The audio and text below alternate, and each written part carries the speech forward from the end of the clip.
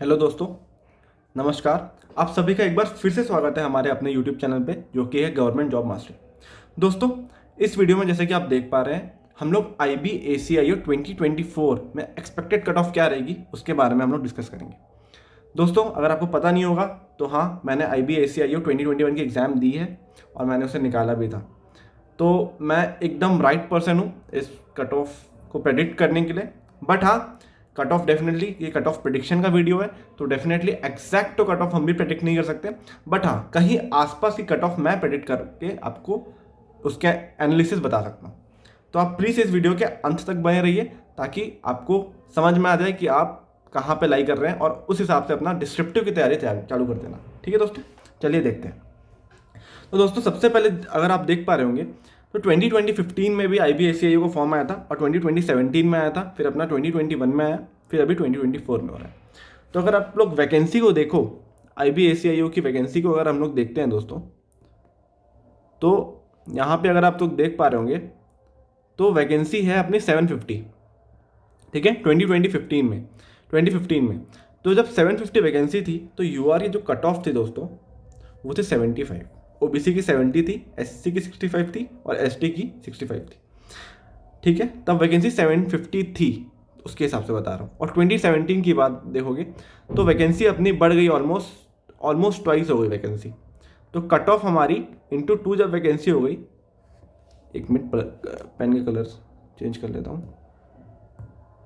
Into two जब vacancy हो जाती है तो आपकी जो कट ऑफ है वो -10 के आसपास चले जा रही है। ठीक है, -10 के आसपास चले जा रही है। तो कट ऑफ जो दोस्तों अगर आप देखो कट ऑफ, तो कट ऑफ आपका वैकेंसी पर डिपेंड करता है। ठीक है, वैकेंसी पर डिपेंड करता है और साथ में आपकी पेपर की टफनेस के ऊपर, टफ है या इजी है। ठीक है, और ऑफकोर्स एस्पिरेंट्स पे भी डिपेंड करता है, ऑफकोर्स एस्पिरेंट्स पे भी डिपेंड करता है। पर हम लोग जहाँ पे मेजरली बात करेंगे वो है वैकेंसी और पेपर टफ है या इजी, उसके हिसाब से देखेंगे। तो जब वैकेंसी इंटू 2 हो जाती है तो आप देख पा रहे होंगे कट ऑफ -10 के आसपास चले जाती है। तो 2017 में जो कट ऑफ रही थी वो 65 के अराउंड रही थी। ठीक है, फिर 2021 में यहाँ पे मैंने पेपर दिया था और मेरे मार्क्स तो 70 के अराउंड थे। और मेरा एक फ्रेंड था, वो भी UR कैटेगरी का था, उसके मार्क्स तो 62 के अराउंड थे, उसका भी सिलेक्शन हो चुका था। बट इसमें एक बात जानने की बहुत ज़्यादा ज़रूरत है दोस्तों, तब वैकेंसी थी 2000। ठीक है, और पेपर का जो लेवल था वो शिफ्ट वाइज था। जैसे कि आप जानते हैं IBACIO शिफ्ट वाइज होता है। तो एक और चीज़ बहुत इंपॉर्टेंट रोल प्ले करता है, वो है शिफ्ट। अगर शिफ्ट हो जाता है तो नॉर्मलाइजेशन। तो मेरा जो दोस्त था उसकी शिफ्ट थोड़ी टफ इसमें आई थी। आई गेस वो 18 फरवरी की सेकेंड शिफ्ट हो सकती है, आई गेस। एकदम अच्छे से मुझे याद नहीं है, बट हाँ 18 फरवरी 2021 में पेपर हुआ था, जहाँ तक मुझे लग रहा है उस हिसाब से इसका होगा, क्योंकि मेरा फर्स्ट शिफ्ट का पेपर था। तो उसके मार्क्स कुछ 62 थे, बट उसका भी सिलेक्शन हुआ था UR कैटेगरी में सेकेंड राउंड के लिए। और मेरे मार्क्स तो 70 थे, तो डेफिनेटली सिलेक्शन तो हुआ था। तो जहाँ तक मैं कट ऑफ फिर भी बोल रहा हूँ, नॉर्मलाइज्ड कट ऑफ जो हो सकती है वो 65 से 70 के अराउंड 2021 में गई होगी, क्योंकि IBACIO तब कट ऑफ आपको निकाल के नहीं दिया था, उन्होंने सिर्फ रोल नंबर ही दिया था। तो 2021 का मैं बता रहा हूँ। पर वैकेंसी देखो, यहाँ 1300 वैकेंसी थी, यहाँ 2000 की वैकेंसी थी।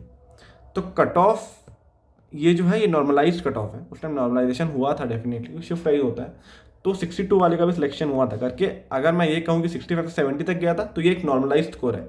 इससे आप नॉर्मलाइज मानो, नॉर्मलाइज्ड। ठीक है, जैसे अगर टफ शिफ्ट होती है तो आपके मार्क्स बढ़ जाते हैं थोड़े से, क्योंकि उसको आपको नॉर्मलाइज करना होता है। जैसे SSC में होता है ना, सेम फंडा यहाँ भी होगा।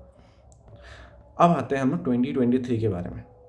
दोस्तों, इसमें वैकेंसी 995 है। तो ये कहीं ना कहीं 2015 और 2013-17, 15 और 17 के बीच की बात हो रही है। 2015 में 750 थी और 2017 में 1300 थी, तो उसके बीच में वैकेंसी आई है। तो वैकेंसी कहीं ना कहीं थोड़ी सी कम है, और 2021 से भी थोड़ी कम है, क्योंकि तब 2000 थी। पर अब जैसे कि मैंने आपको और भी फैक्टर्स बताए हैं, टफ था कि पेपर इस बार थोड़ा टफ था। पेपर की टफनेस जहाँ तक कि एस्पिरेंट्स इस बार कह रहे हैं, पेपर थोड़ा सा टफ हुआ है। तो जब दोस्तों पेपर टफ होता है ना, वैकेंसी आपकी थोड़ी कम है बट पेपर भी टफ है, अब इन दोनों में से कौन सा मेजर फैक्टर है, अब ये हमें देखना होगा। वैकेंसी 995 तो है, 1300 से ऑलमोस्ट 300 कम है, मान लो आप -300 की इसमें वैकेंसी है, और पेपर का लेवल 2017 से बहुत ऊपर है, थोड़ा ज़्यादा ऊपर है, ठीक है, ज़्यादा ऊपर है। साथ में क्या हुआ है, एस्पिरेंट्स जो है ना इस बार क्या करके आ गए हैं, एस्पिरेंट्स ने एक्स्ट्रा अटेम्प्ट ले लिया है, एक्स्ट्रा अटेम्प्ट ले लिया है। रिस्क बढ़ गया है,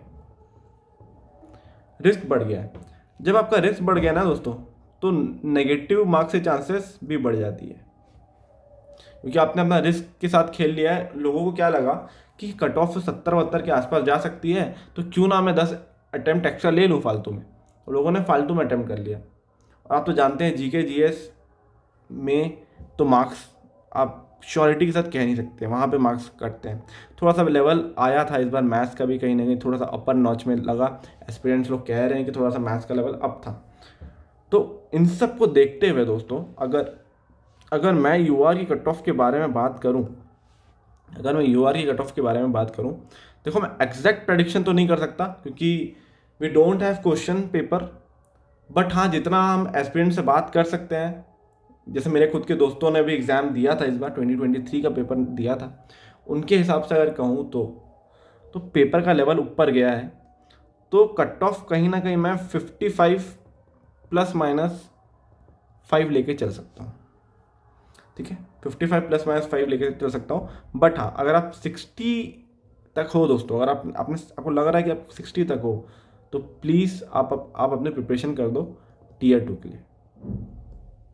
डिस्क्रिप्टिव प्लीज़ कर लो, क्योंकि इसके पार तो आप पार कर जाओगे जहाँ तक मुझे लगता है, और जहाँ तक लोगों से मैंने बात करी है। 60 के अगर आपका ऊपर आता है तो आप डेफिनेटली पार कर जाओगे मुझे लगता है। बट हाँ 55 वाले और 50 वाले भी बुरा मत मानो, 50 और 55 वाले आप लोग भी प्रिपरेशन चालू रखो, क्योंकि पेपर का लेवल ऊपर है तो डेफिनेटली 55 एक सेफ स्कोर हो सकता है, और 50 भी एक सेफ स्कोर हो सकता है, ठीक है। मैं एकदम एग्जैक्ट प्रेडिक्शन तो नहीं कर सकता कि मेरे पास पेपर नहीं है हाथ में। पेपर आता तो मैं सारे क्वेश्चन खुद सॉल्व करता, तो मैं समझ पाता कि क्या क्या हुआ है।